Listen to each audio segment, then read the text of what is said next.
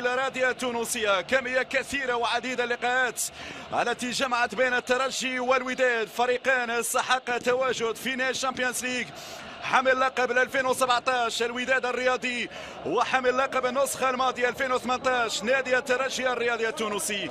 هيمنة عربية في هذه المسابقة مشاهدينا الكرام، الأرقام تؤكد ذلك.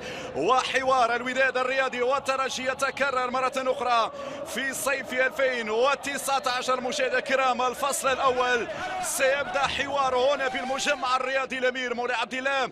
جرت العادة أنه فريق الوداد يستقبل بكازا منذ أشهر عديدة وملعب كازا مغلق، وبالتالي الوداد تعود على الاستقبال بمدينة الرباط، تعود على أجواء مولاي عبد الله، وتعود على الحضور الكبير لأنصار الأحمر والجماهير المغربية. تملأ مدرجات المجمع الرياضي في هذا العرس الكروي الكبير اللي قال شقاق كما ذكرت بين كبيري افريقيا الوداد الرياضي والترجي وجها لوجه. كلاكيت اول مره في 2019 قبل مباراه العوده بعد اسبوع من الان. كل شيء عربي، لا ننسى كذلك قياده قريشه او جياده جريشه، هذا هو الحكم المصري المتعود كذلك على اداره النهائيات على مستوى افريقيا وعلى مستوى المنتخبات ايضا. الثقه من الكاف في اتجاه نعم المصري قياده قريشه لقياده هذا الفاصل الاول في انتظار طبعا الطاقم التحكيمي الذي سيقود مباراه العوده. اجواء رائعه، اجواء حماسيه في ليله رمضانيه جميله جدا. نتمنى ان تكون الامور في مصلحه فريق الوداد الرياضي، الوداد ليملك بطولات عديده. نعم 0-0 مع كتيبه ميشيل دو كاستيل في مواجهه طبعا كتيبه نبيل معلول انذاك اللي فاز بلقب الشامبيونز ليج مع فريق الترجي. نعم 0-0 في كازا، 1-0 بملعب رادس، وهو الهدف الذي مكن فريق الترجي من احراز اللقب. نعم اما وليد اما كومار اما اشرف داري، ينضم كذلك السعيدي وبالراس، والمتابعه بعد ذلك من الدفاع. تكتل ترجاوي مره اخرى من فوزي البنزرتي في ذا الغياب، الاضطرار لمحمد الناير بسبب الايقاف، وناجم يعكس وناجم من يتابع نصف ميدان فريق الترجي. ما يلزمش الترجي يخرج بالكره بسرعه، تعطيه من لم يكن ناجح من اسماعيل الحداد المتابع للكره الثانيه. الكنترول من نصير، يرفع راسه نصير ويرفع مع الكره، لكن فقط يلزم ينتصر في هذه المباراه، يسجل وما يستقبلش الاهداف. هكذا هي حسابات لقاء الذهاب لتفادي الصعوبه والخبره تلعب دور في المواعيد النهائيه. كيف ما كان الحال الوداد ايضا عنده عنصر الخبره، لا ننسى بان ابرز الركائز رقم من الجهه اليسرى اسماعيل الحداد. الحداد يعمل مراوغه، الحداد يدخل، الحداد فرصه. دائما الخطوره لا زالت قائمه. نشارك مع الوداد في الشامبيونز ليج بينما الكره وانطلاقه من الجهه اليمنى. لا ننسى بان وليد الكارتي نعم حسابيا حسابات الجانبيه في اتجاه من بابا توندي، لم تصل لبابا توندي عمليه التغطيه مره اخرى من ايمن بن محمد. الدائره لا اسماعيل ومحمد ونجم. عندك الكره يا محمد، عندك الكره يا محمد، ماذا سيفعل محمد ونجم؟ يضغطون عليه، تاخر في تمرير البيضاوي. ايمن العمرود، ايوب العمرود لاعب السابق لفريق الجيش الملكي. ابراهيم النقاش في استلام هذه الكره ينادي عليها اسماعيل الحداد، ولكن اقرب الى المدافع الاوسط او المدافع اليمين سامح الدربالي. غلطه، يلا يلا يلا الحداد، يلا الحداد، حاول يمرر بابا توندي. هذه فرصه وتسديد امكانيه منك يا محمد ونجم. ضاعت يا محمد ونجم، حب يعمل المراوغه وحب يسدد الكره مباشره، ولكن الدفاع يدخل مره اخرى، تمشي ناحيه بابا توندي. بابا توندي يرفع لي الكره، بابا توندي من يتابع عبد اللطيف نصير، يصعد اللاعب عبد اللطيف نصير، يعكس عبد اللطيف، لا احد في المتابعه، لم يحصر بالشكل الجيد اللاعب وليد الكارتي.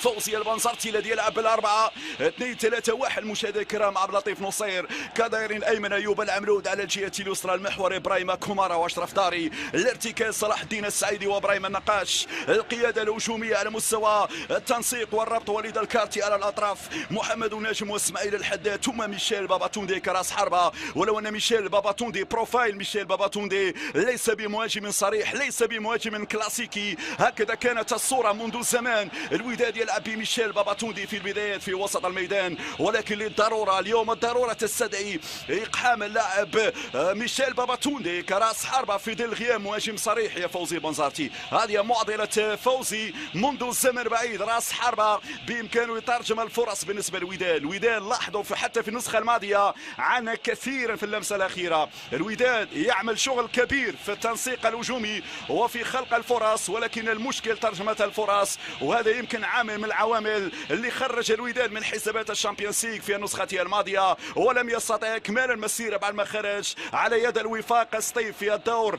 الربع النهائي. شفنا مباراة مثيرة، مباراة مفتوحة بالنسبة للوداد، ضغط فيها بشكل كلي وخلق تقريبا 6-7 فرص في المباراة لم يترجم إلى هدف، وهذه المشكلة التي لا زال يعاني منها فريق الوداد الرياضي. لو تلاحظ المحصلة التهديفية تقريبا الوداد عنده 5 6 7 لاعبين متعودين على التسجيل، حتى المدافعين. ولا ننسى بأن محمد الناري هو هداف الوداد، يعني مدافع هو هداف الفريق الأحمر في دوري أبطال إفريقيا. يتعلق الأمر بالغائب الكبير الثير الأيسر محمد الناري. ترجع كرة لعناصر نادي الترجي الرياضي التونسي، وصلت للجهة اليسرى نيس البدري، يدخل بين وسط الميدان. حذري منكم، حذري من كوليبالي وكوم. وصلت هناك على الجهة اليمنى، العمل الآن الدفاعي لإسماعيل الحداد. مرة أخرى يصعد سامح الدربالي، لمن الدربالي يضطر العودة إلى الخلف، ما يلزمش ترك الكرة لعناصر فريق الترجي. مع مرور الوقت أكيد يريدون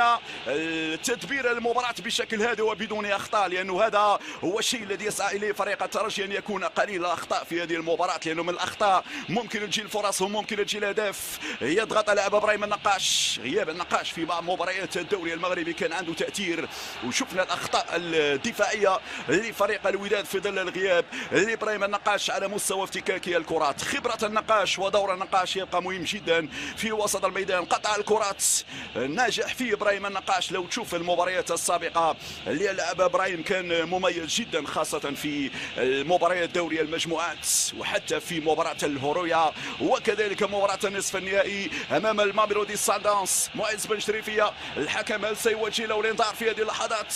الحكم هل سيعطيه الكارت الاصفر بسبب التعمد اضاعه الوقت؟ هنا تنبيه شفهي. المره الجايه يا معز بن شريفيه سيخرج الكارت الاصفر. هكذا الانذار الشفهي للحكم المصري كياد قريشه. طبعا هذا الحكم على فكرة كانت هناك سابقة في الدوري المغربي، كياد قريشة اللي حكم مباراة الجيش الملكي والرجاء الرياضي في الدوري المغربي، وحكم كذلك حتى بالنسبة للترجي على المستوى المحلي. تصل الكرة لإسماعيل، إسماعيل البينية لمحمد وناجم، يمشي محمد وناجم والكرة بعد ذلك تتحول إلى الركنية من ضربة مرمى. الحكم يقول فيها ضربة مرمى لنادي الترجي. ما يلزمش الوداد هذا الهدوء بالنسبة للوداد، مع الثقة تزداد لفريق الترجي، ومع الثقة ممكن تجي الخطورة في أي لحظة لنادي التونسي. كرة في وسط الميدان تمشي لفرانك، فرانك وملعوبة الكرة على الجهة اليمنى. حذاري من المرور، أيوب العملود يقص هذه الكرة. أيوب ترجع مرة أخرى لعناصر الترجي هون على الرواق الأيسر. يوسف البلايلي، البلايلي الجزائري 27 سنة مشاهدينا الكرام، واحد من الأسماء الممثلة في المنظومة الهجومية لفريق الدم والذهب. تمشي الكرة أمامية بالراس، يتدخل عبد اللطيف نصير والكرة بعد ذلك تتحول إلى الرمية الجانبية. يقول الحكم لفائدة فريق الترجي. دائما الحوار ترجي وداد يكون تكتيكي خالص، وهذا تعودنا عليه في المواجهات السابقة.